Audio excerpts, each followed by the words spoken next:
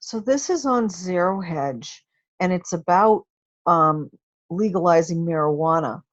And one of the problems with what they did, one of the things I'm interpreting, but I could be wrong. We've talked about it with many people, is that they wanted to get everyone to make pot legal, and then make people have a choice between own your gun or have pot.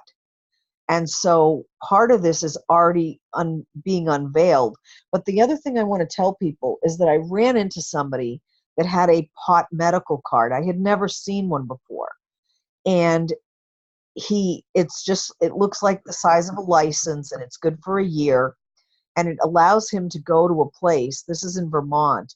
It allows him to go to a place and buy like what he needs.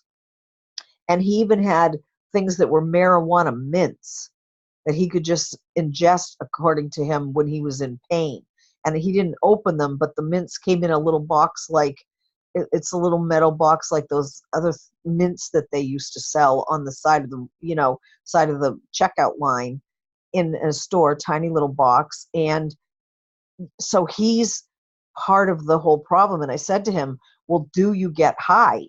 And he said, well, I can't drive because I eat a couple of these and then it cures my pain. But of course, I've just had pot, and they give you the best of the best.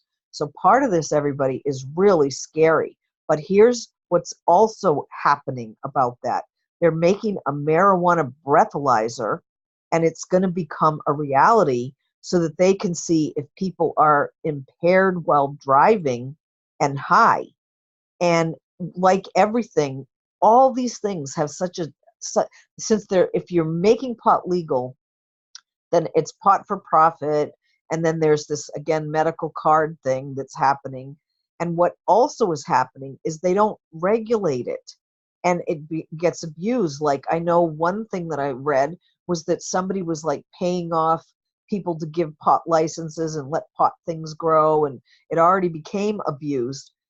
And so won't the breathalyzer be, because they already going to, since they're spying on all of us, they know who's going to be having these. And what happens is we don't have protection from HIPAA laws anymore. They want your medical story and to use it against you 24/7.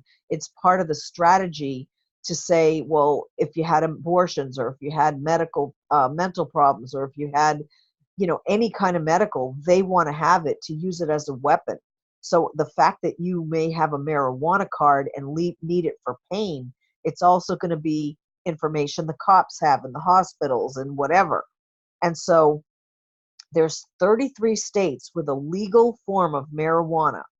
And now the government is chomping at ways to understand how much you can have in your system. So they're trying to invent a way to measure it, and they've just come out with it.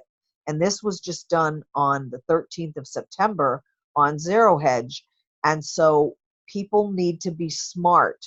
And if you have, I don't know how long it lasts in your system. Like alcohol, a drink burns off in an hour as far as an ounce of liquor.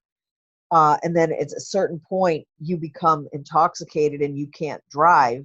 So you have to measure your drinks and then the amount of hours it takes to burn them out of your system before you get on the road. I don't have a single measure of what that means in terms of pot and how much pot would make you impaired.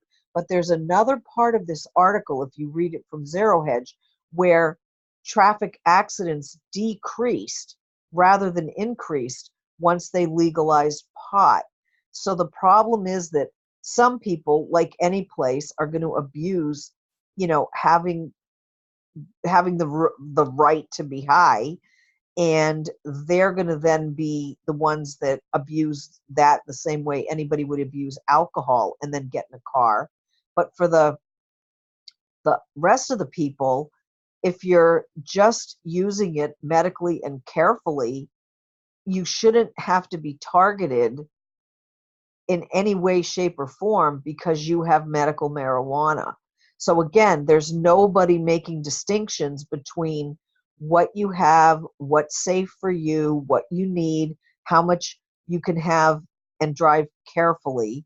And that is probably coming, because if they're already doing a breathalyzer, the next step after that is to make a rule that if you rank so high over the limit in the breathalyzer, they're going to have some consequences. So everybody needs a heads up to understand that the government is always in charge of everything. This, to me, is more about profit and control and trying to target people that smoke, because, so far I haven't seen a lot of accidents in my life where people say the person was high and caused the accident. We usually get they were drunk and impaired and caused it. And so far, they've legalized marijuana in a few places, and we still haven't had a lot of data saying there's an increase in accidents for people that are now legally allowed to smoke pot. But just have a heads up and be smart, and also be careful in making the choices. If you're living in a blue state and they're going to make you make a choice between a gun or pot, it should be your choice.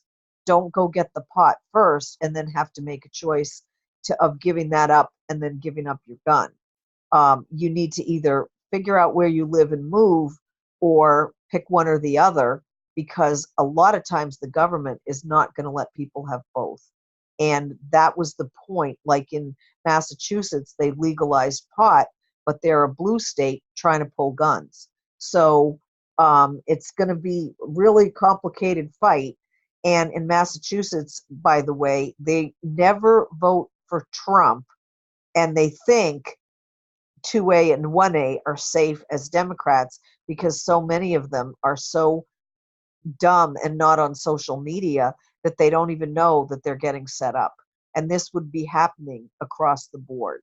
Thank you.